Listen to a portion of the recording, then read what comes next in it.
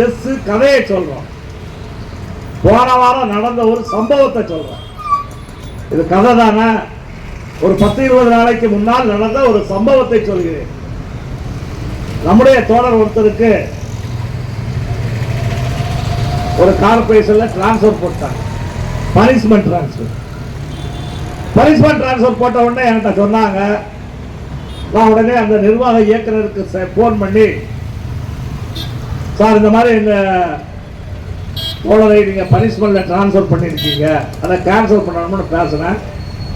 அந்த நிர்வாக இயக்குநர் என்ன சொன்னார் என்றால், சரிங்க போட்டது தப்பு தான், போட்டுட்டோம், போய் அவரை ஜாயின் பண்ண சொல்லுங்க, ஒரு 4 நாள் கழிச்சு நான் ரீட்ரான்ஸ்பர் போட்டுறோம்னு சொன்னார்.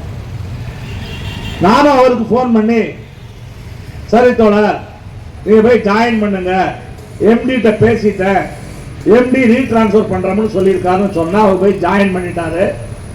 ஜாயின் பண்ணி 4 நாள் கழிச்சு என்கிட்ட பேசுறாரு, தோழர் ஜாயின் பண்ணிட்டேன், 4 நாள் ஆகி போச்சு, நீங்க சொன்ன மாதிரி எம்டி பேசி மறுபடியும் டிரான்ஸ்பர் போட சொல்லுங்க.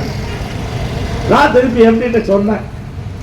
எம்டி சரி நான் டிரான்ஸ்பர் போட சொல்லிட்டேன், நீங்க போய் ஜிஎம் போய் பாருங்க, டிரான்ஸ்பர் போட சொல்லிட்டோம்னு சொன்னாரு. போன மாசம் 18ஆம் தேதி இது நடந்தது. 18ஆம் தேதி என்கிட்ட சொன்னாங்க. அவர் 20ஆம் தேதி போய் நம்ம தோழர்கள் அந்த பொது மேலாளரை பார்த்து, எம்டி சொல்லிட்டாருங்க உங்கள்கிட்ட, அதனால டிரான்ஸ்பர் போடுங்கன்னு சொன்னா அந்த பொது மேலாளர் என்ன சொல்றாரு, அப்படிலாம் போட முடியாதுங்க, இன்னும் 6 நாள் தான் அவர் எம்டி, இந்த 6 நாள் தான் அவர் எம்டி.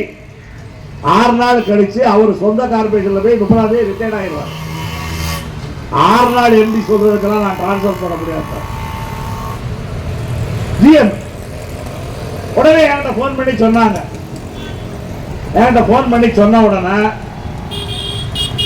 நான் வந்து, சார் உங்களை 6 நாள் எம்டின்னு அந்த ஜிஎம் சொல்றாரு, ஒரு நாள் சிஎம் மாதிரி நீங்க 6 நாள் எம்டியா சார் அந்த ஜிஎம் சொல்றாரு அப்படின்ன உடனே அந்த எம்டிக்கு பயங்கர கோபம் வந்துருச்சு. நான் போன் பண்ண அவர் போன் எடுக்கல, நான் மெசேஜ் போட்டு விட்டேன், நீங்க 6 நாள் எம்டின்னு இந்த ஜிஎம் சொல்றாரு, அதனால வந்து கொஞ்சம் தலையிடுங்க சார்ன உடனே அவர் கோபம் வந்து பதிலுக்கு எனக்கு மெசேஜ் போட்டாரு, நாளை காலையில் உங்களுக்கு டிரான்ஸ்பர் ஆனவரும் ஐ ஆம் ஆர்டர்டு அப்படின்னு போட்டேன். நானும் சரி ரைட்டு எம்டிக்கு ரோசை வந்து அடிச்சுதான்னு சொல்லி மெசேஜை ஃபார்வர்ட் பண்ணிட்டேன். தேதி எத்தனை 22. அந்த எம்டி டிரான்ஸ்பர் ஆகி ரிட்டையர்ட் ஆகி போயிட்டாரு, புது எம்டி ஜாயின் பண்ணிட்டாரு, 22 ஆகி போச்சு. இது வரைக்கும் அந்த ஜிஎம் டிரான்ஸ்பர் பண்ணலை. அதாவது எம்டியா இருக்கிற நீ எம்டியா இருக்கும்போது ரிட்டையர்ட் ஆக போறோம்னா கீழே இருக்கக்கூடிய ஜிஎம் கூட மதிக்கிறது இல்லை. இதுதான் அதிகாரிகளுடைய லட்சணம். புரிஞ்சுக்க வேண்டாமா? இப்ப அதிகாரிகள் கேஸ் போடுறாங்க, போடுங்க, ஒன்றும் பிரச்சனை இல்லை. ஆனா என்ன, சிங்கார பத்தியெல்லாம் அவர் சொன்னாரு, எனக்கு எல்லா அதிகாரிகளையும் தெரியும். இந்த ஓய்வூதியத்தை நிறுத்திய பொழுது பொறுப்பில் இருந்த அதிகாரிகள் இன்றைக்கு வழக்கும் போட்டிருக்கிறார்கள். நிறுத்துவதற்கு உத்தரவு போட்டது யாரு? நான் தான். வழக்கு போட்டிருக்கிறாரு, அதுவும் நான் தான்.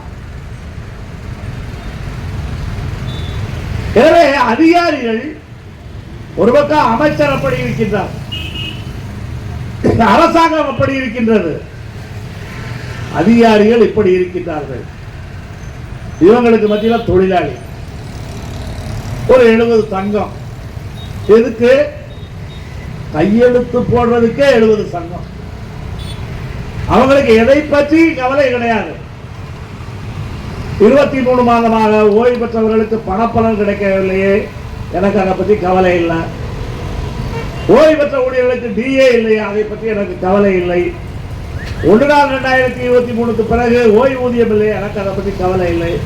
சரி, உனக்கு என்னதாயா கவலை? எனக்கு ஒரு ஓடி, அந்த ஓடி கிடைத்தால் போதும். இப்படி ஒரு 70 சங்கம். சரி, இந்த 70 பேர் யாரு? 70 பேர் யாருன்னு எனக்கும் தெரியாது. இப்ப அவங்கள பூரா வரிசையா கொண்டு வந்து நிப்பாட்டினா கூட நானும் பேச்சுவார்த்தைக்கு போனவன் தான். யார் யாரு என்னால அடையாளம் கண்டுபிடிக்க முடியாது. ஒரு நாள் 2 நாள் வந்துட்டு போற ஆள்லாம் எப்படி அடையாளம் கண்டுபிடிக்க முடியும்? அமைச்சருக்கு அடையாளம் தெரியும், ஏன்னா அவரை போய் தரம் பார்த்து ஓடி வாங்குறாங்க இல்லையா? அதெல்லாம் அமைச்சருக்கு மட்டும் அடையாளம் தெரியும்.